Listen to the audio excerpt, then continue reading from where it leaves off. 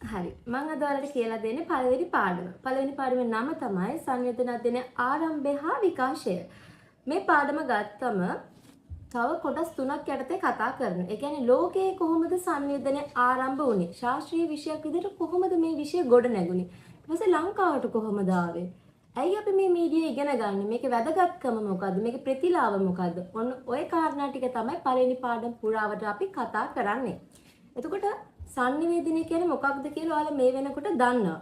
සංනිවේදනය කියලා කියන්නේ අපි දන්නවා දැන් අපි මේ කරන්නේ සංනිවේදනය. එතකොට සංනිවේදනය කියලා කියන්නේ මිනිසා පිළිබඳ හැදෑරීමක් කියලා කියනවා. ඒ කියන්නේ මිනිස්සු කොහොමද ගනුදෙනු කරන්නේ? කොහොමද විනෝදය ලබා ගන්නේ? මේ හැමදේම. එතකොට මිනිසා පිළිබඳ හැදෑරීමක් තමයි සංනිවේදනය කියලා කියන්නේ. ඒත් එක්කම අද වෙනකොට මුළු විශ්වයම එකම ගම්මානයක් බවට පත් වෙලා තියෙනවා කියලා කියනවා. ඒ මොකක් නිසාද? සංනිවේදනය නිසා. එතකොට සංනිවේදනය කියලා කියන්නේ මූලික අවශ්‍යතාවයක්. මිනිස්සුන්ට සංනිවේදනය නැතුව ජීවත් වෙන්නත් බෑ. එතකොට මූලික අවශ්‍යතාවලින් එකක් තමයි මේ සංනිවේදනය කියලා කියන්නේ. කොහොම හරි අපි සංනිවේදනය පිළිබඳව ඉගෙන ගද්දී සංනිවේදනය කුමක්ද කියලා පොඩි හැඳින්වීමක් අපි දැනගෙන ඉන්න ඕනේ. එතකොට අපි පේපර් එකකට ලියද්දි වගේ හැඳින්වීමක් ලියන්න ඕනේනේ. එතකොට අපිට ලියන්න පුළුවන් සංනිවේදනය කියලා කියන්නේ මිනිසා පිළිබඳ හැදෑරීම. සංනිවේදනය යනු අදහස් තොරතුරු මතවාද ආකල්ප හැඟීම් එකිනෙකා අතර හුවමාරු කර ගැනීම තමයි මේ සංනිවේදනය කියලා කියන්නේ. එතකොට ප්‍රාථමික සමාජවල සංඥා සංකේත ඒ දේවල් භාවිතා කරලා සංනිවේදනය කරලා තියෙනවා. දැන් ওই විදිහට අපි හැඳින්වීම දන්නවනේ සංනිවේදනය කියන්නේ මොකක්ද? සංනිවේදනය කියන්නේ කාත් එක්ක හරි කතා කරන එක, හැඟීම් බෙදා ගන්න එක, තොරතුරු බෙදා ගන්න එක, ෆෝන් එක පාවිච්චි කරන එක මේ හැමදේම සංනිවේදනය කියන එක අපි දන්නවා. එතකොට මේක විෂයක් විදිහට ආරම්භ වෙච්ච එක ගැන තමයි අපි අද කතා කරන්නේ. එතකොට ශාස්ත්‍රීය විෂයක් විදිහට ආරම්භ වෙලා තියෙන්නේ 20 වෙනි සියවසේ මුල් භාගයේදීය. ඔන්න ඕක ඉරිගහන ප්‍රශ්නයකට වගේ අහන්න පුළුවන්. ඒත් එක්කම මේකට අපේ පේපර් එකේ ලියන්නත් අහනවා, සමහරට ඉරිගහන්නත් අහනවා. ශාස්ත්‍රීය විෂයක් විදිහට මේක ගොඩනැගෙන්න මොනවාද හේතු වෙච්ච කාරණා මොනවාද කියලා. එතකොට ඔයාලා මේ වෙනකොටත් දන්නවා කාර්මික විප්ලවය. කාර්මික විප්ලවය නිසා මොකක්ද උනේ? කාර්මික විප්ලවය නිසා යන්ත්‍ර සූත්‍ර කියන දේවල් නිෂ්පාදනය වුණා, නිර්මාණය වුණා. ඒත් එක්කම සංනිවේදන තාක්ෂණයට පදනම සකස් වුණා. එතකොට කාර්මික විප්ලවයේ හේතුවක් වුණා විෂයක් විදිහට මේක ගොඩ නැගෙන්න. ඊළඟට පළමු සහ දෙවන ලෝක යුද්ධය. දැන් ඔයාලා දෙවන ලෝක යුද්ධය දන්නවනේ. දෙවන ලෝක යුද්ධය මොකද්ද? දෙවන ලෝක යුද්ධය කොහෙද තිබ්බේ? කවුද වැදගත් වෙන පාලකයා? ජර්මනියේ ඇඩොල්ෆ් හිට්ලර් තමයි අපිට දෙවන ලෝක යුද්ධේ වැදගත් වෙන්නේ මීඩියා වලට. හරිද? එතකොට ජර්මනියේ ඇඩොල්ෆ් හිට්ලර් එයා ඒ කාලේ ඒකාධිපති පාලනයක් තමයි ගෙනියවුවේ. ඒත් එක්ක මෙයා ජනමාධ්‍යයට ඕන විදියට පාවිච්චි කරා. එයාට ඕන දේවල් විතරයි ප්‍රචාරය කරන්න. එතකොට මිනිස්සු හිතන් ඉන්නේ එයා හරිම හොඳ කෙනෙක් කියලා. එතකොට මිනිස්සුන්ගේ ඔළුවල් වෙනස් කරා මේ ජනමාධ්‍ය නිසා. ඒකත් හේතුවක් වුණා. එතකොට කාර්මික විප්ලවය පළමු සහ දෙවන ලෝක යුද්ධය. අනිත් එක තමයි දැන් යුද්ධය ඉවරුණාට පස්සේ මේ ජනමාධ්‍ය යොදාගත්ත මිනිස්සුන්ට විනෝදාස්වාදය දෙන වැඩසටහන්. එතකොට ත්‍රාසය, බීතිය, වීරත්වය, ලිංගිකත්වය ඔය වගේ වැඩසටහන් නිර්මාණය කරලා ප්‍රචාරය කළා. ඒකෙන් මිනිස්සුන්ට යම්කිසි බලපෑමක් ඇති වුණා. ඒකත් හේතුවක් වුණා. ඒත් එක්කම වාණිජ්‍ය පරමාර්ථය මත වාණිජ්‍ය පරමාර්ථයේ සල්ලි බදනම් කරගෙන දේශපාලන නායකයන් සහ ඔය ආයතන හිමිකරුවන්, ආයතන ප්‍රධානීන්, ජනමාධ්‍ය හිමිකරුවන් ජනමාධ්‍ය පාලනය කරන්න පටන් ගත්තා. ඒ කියන්නේ එයාලට අවශ්‍ය දේවල් විතරක් සමාජයට දෙන්න ගත්තා. ඒත් එකම තව පරිශ්‍රණ කිහිපයක් සිද්ධ කළා. ඒකෙන් සනාථ වුණා පුද්ගලයා සමාජය දුරස්ත වෙනා මේ ජනමාධ්‍ය නිසා කියලා. මෙන්න මේ හේතු නිසා තමයි ශාස්ත්‍රීය විෂයක් විදිහට ආරම්භ කිරීමට පදනම සකස් වුණේ. මෙන්න මේ හේතු ටික. එතකොට අපිට පේපර් එකට ලියන්න ඇහුවොත් මොනවාද හේතු කියලා ඔන්න ඔය හේතු ටික අපි ලියන්න ඕනේ. හරිද? කාර්මික විප්ලවය, පළමු සහ දෙවන ලෝක යුද්ධය. එතකොට යුද්ධයෙන් පීඩාවට පත් වෙලා හිටපු ජනතාව වෙන ත්‍රාසයේ, බීතියේ, වීරත්වයේ, ලිංගිකත්වයේ වැනි වැඩසටහන් ඉදිරිපත් කිරීම හේතුවෙන් සමාජයට සිදුවන බලපෑම, වාණිජ්‍ය පරමාර්ථය මත දේශපාලන නායකින් හා ජනමාධ්‍ය ප්‍රධානී අත්නෝමතික විදියට ජනමාධ්‍ය භාවිතා කිරීම. ඊළඟ එක මොකද්ද? පරිශ්‍රණ කිහිපයක් සිදු කරා. ඒකෙන් සමාජය සහ පුද්ගලයා සමාජ සම්බන්ධතා දුරස් වෙනවා කියලා සනාථ කරගත්තා. ඔය හේතු ටික පදනම් කරගෙන තමයි ශාස්ත්‍රීය විෂයක් විදිහට මේක ගොඩනගෙන්න පදනම සකස් වුනේ. ඒත් එක්කම ළමයි දැන් මේක විෂයක් විදිහට එකපාරට ආවේ නැහැනේ. මේක වෙනත් විෂයන් වල කොටස් වලින් කතා කරලා තියෙනවා මේ විෂය ගැන. එතනදී අපිට වැදගත් වෙන විෂයන් 3ක් සහ පුජ්‍යලයන් විද්වතුන් 3 දෙනෙක් ඉන්නවා. පළවෙනි එක්කෙනා තමයි චාල්ස් කුලි, අනිත් එක්කෙනා වෝල්ටන් ලිප්මාන්, අනිත් එක්කෙනා John Dewey. Charles Cooley, Walton Lippmann, John Dewey. Charles Cooley කියලා කිව්වම එයා සමාජ විද්‍යාව පිළිබඳ තමයි එයා මේව කරලා තියෙන්නේ. එයාගේ පොත තමයි සමාජ සංවිධානය. ඊළඟට වෝල්ටන් ලිප්මාන් කියන්නේ දේශපාලන විද්‍යාව පිළිබඳ විද්වතෙක්. වෝල්ටන් ලිප්මාන්ගේ ජන මතය. එතකොට ජෝන් ඩුවි ඇවිල්ලා මේ අධ්‍යාපන විද්‍යාව කෙනෙක්. හරිද? අධ්‍යාපන විද්‍යාව. එයාගේ පොත තමයි ජනතාව සහ ඔවුන්ගේ ගැටලු. එතකොට විද්වතුන් 3 දෙනෙක් ඉන්නවා. Charles Cooley, Walton Lippmann, John Dewey. Charles කුලිගේ පොත මොකද්ද? සමාජ සංවිධානය. එයා සමාජ විද්‍යාව. එතකොට වෝල්ටන් ලිප්මන් ඇවිල්ලා දේශපාලනනේ. එතකොට ජන මතය වෝල්ටන් ලිප්මන්. හරි ලිප්මාන්. ඊළඟට ජෝන් ඩුවිගේ එයා අර අධ්‍යාපන විද්‍යාව, මනෝවිද්‍යාව වගේ. එතකොට එයාගේ පොත තමයි ජනතාව සහ ඔවුන්ගේ ගැටලු. මෙන්න මේ වගේ අතරතේ සංනිවේදනය පිළිබඳ කතා කරලා තියෙනවා. දැන් එතකොට ඊළඟට ජර්මනියේ දැන් පාලනය කරන ඇඩොල්ෆ් හිට්ලර්නේ. එයාගේ රටේ හිටපු බුද්ධිමත් පිරිස එයා එලවලා දානවා. හරිද? එනරපලා දාන රටි. එයා ඔක්කොම එකතු වෙනවා ඇමරිකාවට. හරිද? ඇමරිකාවට එකතු වෙලා මේක විෂයක් විදිහට ගොඩනගන්න ඒගොල්ලෝ කටයුතු කරනවා. ඊට යුරෝපීය ජාතිකයන් සහ ඇමරිකානුන් එකතු වෙලා මේක ස්වාධීන විෂයක් විදිහට සකස් කරන්න එයාලා කටයුතු කරනවා. එතනදී අපිට වැදගත් වෙනවා Harold D Lasswell, Kurt Lewin, Paul F ලැසාස්වෙල්, Wilbur Schramm, George Gerbner, Warren Weaver, Claude Shannon මෙයාලා ඔක්කොම එකතු වෙලා තමයි මේක විෂයක් විදිහට ගොඩනගන්නේ. දැන් එතකොට අපි කතා කරා ශාස්ත්‍රීය විෂයක් විදිහට හැදෙන්න හේතුව, ඊට පස්සේ වෙනත් විෂයන් වල මේ විෂය උගන්වලා තියෙනවා. ඊට පස්සේ ඇමරිකාවට ගිහිල්ලා යුරෝපීය ජාතිකයන් සහ ඇමරිකානු ජාතිකයන් එකතු වෙලා මේක ස්වාධීන විෂයක් විදිහට ගොඩනගලා තියෙනවා. දැන් හතරවෙනි පොයින්ට් එක තමයි වැදගත්. 1940 දී විල්බර් ශ්‍රාම් සංනිවේදනය කියන විෂය ආයතනගත කරනවා. එතකොට ඉදිගහන ප්‍රශ්නයකට අහන්න පුළුවන් සංනිවේදන විෂය ප්‍රථම වරට ආයතනගත කරේ කවුද? එතකොට විල්බර් ශ්‍රාම් 1940. එතකොට විල්බර් ශ්‍රාම් තමයි ශාස්ත්‍රීය විෂයක් ලෙස ආයතනගත කරේ 1940 දී. පළමුවන විශ්වවිද්‍යාලය මොකක්ද කියලා අහුවොත් ලෝකේ ඉලිනොයිස් විශ්වවිද්‍යාලය. හරිද? එතකොට 1940 දී විල්බර් ශ්‍රාම් ආයතනගත කරනවා. ඊට පස්සේ පළමුවන විශ්වවිද්‍යාලය ඉලිනොයිස් විශ්වවිද්‍යාලය. මේත් එක්කම විල්බර් ශ්‍රාම් පර්යේෂණයක් සිද්ධ කරනවා රූපවාහිනිය පිළිබඳව පර්යේෂණයක් සිද්ධ කරනවා. ඒ පෙන්සිල්වේනියානු විශ්වවිද්‍යාලයක් පර්යේෂණයක් සිද්ධ කරනවා. එතකොට පර්යේෂණ දෙකක් කරනවා. ඔයාලට මතකද මම කිව්වා ශාස්ත්‍රීය විෂයක් විදිහට හේතු වෙනා පර්යේෂණක් කියලා. එතකොට මේ පර්යේෂණ තමයි මේවා. එතකොට විල්බර් ශ්‍රාම්ගේ පර්යේෂණය සහ පෙන්සිල්වේනියානු විශ්වවිද්‍යාලයේ පර්යේෂණය. එතකොට ඔයාලා පටලව ගන්න එපා. ලෝකයේ ඉස්සෙල්ලාම විෂයක් සංවේදන විෂය උගන්වපු කැම්පස් එක මොකක්ද කියලා අහුවොත් ඒ ඉලිනොයිස්. එතකොට පර්යේෂණයක් සිද්ධ කරපු කැම්පස් එක පෙන්සිල්වේනියානු විශ්වවිද්‍යාලය. ඔය දෙකක් පටලව ගන්න එපා.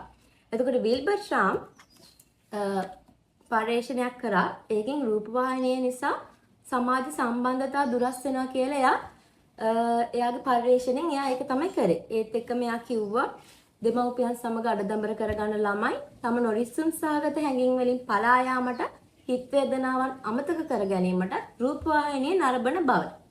එයාගේ පර්යේෂණය. එතකොට එයාගේ පර්යේෂණය දැන් පේපරේට අපිට එනවනේ ශාස්ත්‍රීය විෂයක් විදිහට මේක ගොඩනැගිච්ච හේතු මොනවාද කියලා. එතකොට මේ පර්යේෂණ පවා අපි ලියන්න ඕනේ. මේ හැම කරුණක්ම අපි ලියන්න ඕනේ. පුළුවන් තරම් ඉක්මනට වේගෙන් ලියාගෙන යන්න ඕනේ. හරිද?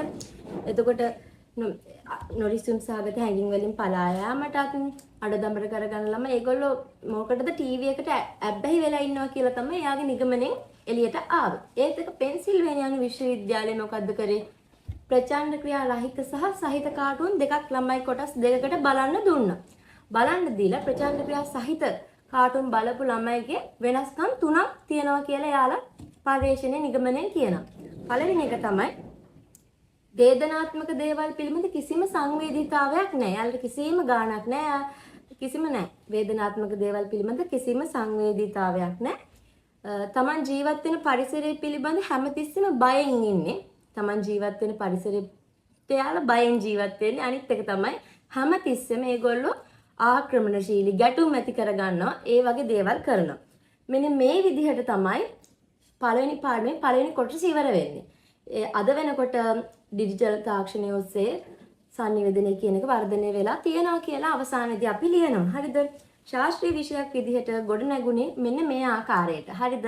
එතකොට ප්‍රශ්න නැහැනේ. ඉස්සෙල්ලාම හේතු පහක් කිව්වා. ඊට පස්සේ චාල්ස් කුලි, වෝල්ටන් ලිට්මන්, ජෝන් ඩුවි ඒගොල්ලෝ එයාලගේ විෂයන් වලට සංවේදනය දාගත්තා. ඊළඟට ඇමරිකාවට යුරෝපීය සහ ඇමරිකානු බුද්ධිමතුන් එකතු වෙලා මේක විෂයක් විදිහට පදනම මේ කියන්නේ විෂයක් විදිහට ගොඩ නගනවා. ඊට පස්සේ 1940 දී විල්බර් ශ්‍රාම් ආයතනගත කරා. ඊළඟට ඉලිනොයිස් විශ්වවිද්‍යාලය ප්‍රථම විශ්වවිද්‍යාලය ඊළඟට පර්යේෂණ දෙකක් සිද්ධ කළා. මේ කොටස තමයි එකේ එක කොටස. හරිද? මම හිතනවා ඔයාලට පැහැදිලි වුණා කියලා. දැන් අපි ලෝකයේ ඉගෙන ගත්තනේ කොහොමද සංවේදන ශාස්ත්‍රීය විෂයක් විදිහට ආරම්භ වුණේ කියලා. එතකොට කොහොමද ලංකාවට ආවේ? ලංකාව ඉස්සෙල්ලා මොන කැම්පස් එකේද මේක උගන්වලා තියෙන්නේ? අද මොන කැම්පස් එකේද උගන්වන්නේ? ඕක ගැන තමයි මේ එකේ දෙක කොටසෙන් කතා කරන්නේ. ශ්‍රී ලංකාවට සංනිවේදන විෂය හඳුන්වා දීම සහ එයට පසුබිම් වූ සාධක. ඕක තමයි ඊළඟ මාතෘකාව. හරිද? එතකොට සංවේදන විෂය ඉස්සල්ලාම ලංකාවේ දෙහිවල කනිෂ්ඨ විශ්වවිද්‍යාලය තමයි උගන්වලා තියෙන්නේ. පාඨමාලාවක් විදියට. මොන කැම්පස් එකේද? දෙහිවල කනිෂ්ඨ විශ්වවිද්‍යාලය. ඒකේ නම තමයි පුවත්පත් කලාවේදය. පුවත්පත් කලාවේදය දෙහිවල කනිෂ්ඨ විශ්වවිද්‍යාලය. එතකොට මේක වසර 2යි තිබිලා තියෙන්නේ. ඒ කාලේ ඒකට විෂය නිර්දේශය සකස් කරලා තියෙන ආචාර්ය එඩ්වින් ආර්යදාස. ඒ කියන්නේ විෂය නිර්දේශයක් සකස් කරලා තියෙන එඩ්වින් ආර්යදාස. ඒ කාලේ අධ්‍යාපන ඇමති තමයි IMRE ඊරියගොල්ල මහතා. එයාගේ මූලිකත්වයෙන් තමයි මේ පාඨමාලාව ආරම්භ කරලා තියෙන්නේ. එතකොට මේ පාඨමාලාව වසර 2යි තිබ්බේ 68 69 කාලේදී. එතකොට පුවත්පත් කලාවේදය දෙහිවල කනිෂ්ඨ විශ්වවිද්‍යාලය වසර 2යි. ඔන්න ඕක තමයි මතක තියාගන්න ඕනේ පළවෙනි කැම්පස් එක. හරිද? ඊළඟට 1971 කැරැල්ලක් තිබ්බා. හරිද? ඒ කැරැල්ලෙන් පස්සේ 73 කැලණි විශ්වවිද්‍යාලයේදී ජන සංනිවේදන අධ්‍යනාංශයක් ආරම්භ වෙනවා. එතකොට ළමයි ඔයාලට පේපර් එකට දෙනවා ජන සංනිවේදන අධ්‍යනාංශයක් ආරම්භ කරපු පළවෙනි කැම්පස් එක මොකක්ද කියලා. මොකද්ද? ජන සංනිවේදන අධ්‍යනාංශයක් ආරම්භ කරපු පළවෙනි කැම්පස් එක. එතකොට ජන සංනිවේදන අධ්‍යනාංශයක් ආරම්භ කරපු පළවෙනි කැම්පස් එක තමයි කැලණි විශ්වවිද්‍යාලය. එතකොට ඔයාලට මතක් වෙන්නේ සංනිවේදන විෂය ඉස්සෙල්ලාම හඳුන්වා දීපු කැම්පස් එක කියලා වගේ මතක් වෙන දෙහිවල කනිෂ්ඨ විශ්වවිද්‍යාලය. අයි දැන් ඔළුවේ තියෙන පළවෙනි කැම්පස් එක දෙහිවලනේ. හැබැයි ජන සංවේදන අධ්‍යනාංශය ආරම්භ කරපු පළවෙනි කියලා දෙන්නෙත් ඒක ඔයාලට පටලවන්න හිතාගන්නම තමයි. එතකොට කැලණියයි දෙහිවල පටලව ගන්න එපා. හරිද? එතකොට අර දෙහිවල කනිෂ්ඨ විශ්වවිද්‍යාලයේ සංනිවේදනයේ විෂය තමයි ඉස්සල්ලාම උගන්වන්නේ. ජන සංවේදන අධ්‍යනාංශයක් ලංකාවේ ආරම්භ කරපු පළමු කැම්පස් එක කියලා හවුව කැලණි විශ්වවිද්‍යාලය 1973. හරිද? මේකෙදි වැදගත් වෙනවා මේකේ පොඩ්ඩක් මේ ලියන්න දේවල් ටිකක් දෙනවා. මේකේ විද්වත් කමිටුවක් ඉඳලා තියෙනවා. බාහිර කතිකාචාර්යවරු ඉඳලා තියෙනවා. අභ්‍යන්තර කතිකාචාර්යවරු ඉඳලා තියෙනවා. එහෙම ටිකක් තියෙනවා. හරිද? එතකොට මේකේ විද්වත් කමිටුවේ ඉඳලා තියෙන විමල් දිසානායක, සුනන්ද මහේන්ද්‍ර, ආර්යපාල, ඉදිරිවීර සරච්චන්ද්‍ර, එඩ්වින් ආර්යදාස, ඩී.සී. රණතුංග ඒගොල්ලෝ තමයි මේකේ විද්වත් කමිටුව විදිහට ඉඳලා තියෙන්නේ. හරිද? මේක කියන්නේ මේ විෂය කැලණි විශ්වවිද්‍යාලයේ උගන්වපු මුල්ම කතිකාචාර්යවරු. සමහර විට ඉරිගාන ප්‍රශ්නයකට ලියන ප්‍රශ්නයකට අහන්න පුළුවන්. කැලණි විශ්වවිද්‍යාලයේ මේ විෂය ඉගෙනු මූලිකම ප්‍රධානතම කතිකාචාර්යවරු දෙන්න කවුද? එතකොට මහාචාර්ය විමල් දිසානායක සහ මහාචාර්ය සුනන්ද මහේන්ද්‍ර. ඕකත් ලියන්න ඕනේ. ඊට අමතරව ඉතින් බාහිර කතිකාචාර්යවරු විදිහට එඩ්වින් ආර්යදාස, කේ ජයතිලක, මහගමසේකර, ඩී.සී. රණතුංග, පියසිරි ගුණරත්න ඒ වගේ සෙට් එකක්ම ඉන්නවාලා දන්නානේ. දැන් ඔන්න ලංකාවට ආරම්භ කළා දෙහිවල කනිෂ්ඨ විශ්වවිද්‍යාලය. ඊළඟට 71 කැරැල්ලක් තිබ්බා. ඊට පස්සේ 73 කැලණි විශ්වවිද්‍යාලයට ගියා. ඊට පස්සේ 72 ජයවර්ධනපුර විශ්වවිද්‍යාලෙත් සංවේදන පාඨමාලාවක් හඳුන්වලා දීලා තියෙනවා. එතකොට දැන් වලට මතකයිද දැන් දෙහිවල කනිෂ්ඨ විශ්වවිද්‍යාලයේ පාඨමාලාවේ නම මොකද්ද? පුවත්පත් කලා වේදය. ඒක අවුරුදු 2යි තිබ්බේ. ඊළඟට ජයවර්ධනපුර විශ්වවිද්‍යාලයේ පාඨමාලාවේ නම පුවත්පත් කලාව. ඒක වසරයි තිබ්බේ. හරිද? ඔය පටලව ගන්න එපා. පුවත්පත් කලා වේදය ඇවිල්ලා දෙහිවල, පුවත්පත් කලාව ඇවිල්ලා ජපුර. හරිද? එතකොට ඒ පාඨමාලාව අවුරුද්දකින් නවත්තලා තියෙනවා. ඊට පස්සේ 1960 කාලේදී ලංකා ගුවන් විදුලි සේවය සහ ලේක් හවුස් ආයතනය මගින් වෘත්තීය මාධ්‍යවේදීන් සඳහා පුහුණු පාඨමාලා ආරම්භ කරලා තියෙනවා. ඔන්න ඔය විදිහට තමයි ලංකාවේ කියන්නේ සංවේදන විෂය ආරම්භ වෙලා තියෙන්නේ. හැබැයි අද වෙනකොට කැලණි විශ්වවිද්‍යාලය, ජපුර විශ්වවිද්‍යාලය, කොළඹ විශ්වවිද්‍යාලය, ශ්‍රී පාලි මණ්ඩපය, ශ්‍රී කුණාමල මණ්ඩපය, රජරට, නැගෙනහිර ඔය යාපනයේ හැම කැම්පස් එකකම මේ විෂය උගන්වනවා. ඒත් එක්කම මේ විෂය උගන්වන ලබන පාඨමාලා වර්ග තියෙනවා.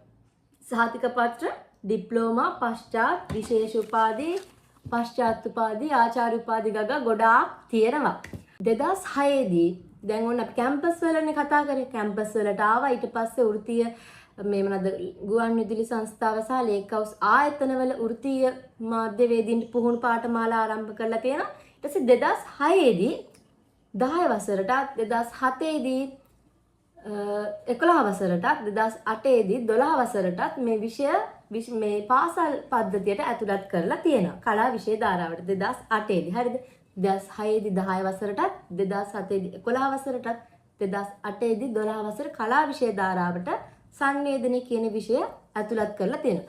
ඔන්න ওই විදිහට තමයි ලංකාවේ සංවේදන විෂය මේ හඳුන්වලා දීලා තියෙන්නේ. හරිද? එතකොට එකේ දෙක කොටසක් ওই විදිහට ඉවරයි. 1982 යුනෙස්කෝ සංවිධානයේ ග්‍රූන්වර්ල්ඩ් ප්‍රකාශය. එතකොට 2006 දී 10 පන්තියට කිව්වා, 2007 දී 11 පන්තියට කිව්වා, 2008 දී කලා විෂය ධාරාවට උසස් පෙළට හඳුන්වා දුන්නා කියලා අපි ලියන්න ඕනේ. තව දෙයක් තියෙනවා. සංවේදනය හා මාධ්‍ය අධ්‍යයනයේ අපේ විෂය නම මේක ප්‍රධාන වශයෙන් කොටස් දෙකකට බෙදෙන. මේ දෙක මොනවාද කියලා ලියන්න දෙනවා. දැන් එතකොට කල්පනා කරන්න එපා. මොකද්ද මේ විෂය කොටස් දෙක කියලා. කොටස් දෙක තමයි පාඩමේ මේ මොකද විෂය නම. සංනිවේදනය හා මාධ්‍ය අධ්‍යාපනය. එතකොට සංනිවේදනය කියන්නේ එක කොටසක්. ඊළඟ කොටස මාධ්‍ය අධ්‍යාපනය. එතකොට අපිට දෙනවා උසස් පෙළට නියමිත සංවේදනය මාධ්‍ය අධ්‍යයනයේ විෂය කොටස් දෙකකින් සමන්විත වේ. ඒ කොටස් දෙක මොනවාද? එතකොට ලියන්න ඕනේ සංවේදනයයි මාධ්‍ය අධ්‍යයනය. හරිද? ඊළඟට සංවේදනය යටතේ අපි මොනවද කතා කරන්නේ? සංවේදනය පිළිබඳ නිර්වචන, සංවේදන පදනම, සංවේදන කාර්යභාරය, සංවේදන වර්ග, ආකෘති, ඊට පස්සේ න්‍යායාත්මක කරුණු ඒ දේවල් සංවේදනය යටතේ කතා කරන්නේ. ඊට පස්සේ මාධ්‍ය අධ්‍යයනය යටතේ අපි කතා කරන්නේ මොනවද? මාධ්‍ය සම්බන්ධ දේවල්. මාධ්‍ය පිළිබඳ ඉගැන්වීම, මාධ්‍ය හැදෑරීම, මාධ්‍ය ස්වභාවය, මාධ්‍ය විචාරය, මාධ්‍ය සාක්ෂරතාවය, මාධ්‍ය පරිණාමය, පුද්ගලයාට සමාජයට කොහොමද මාධ්‍ය බලපාන්නේ. ඔන්න ওই කොටස් දෙක තමයි අපි මේ විෂයක් විදිහට මේ සිලබස් එක පුරාවටම ඉගෙන ගන්න. සංවේදනයයි මාධ්‍ය අධ්‍යයනය කියන කොටස.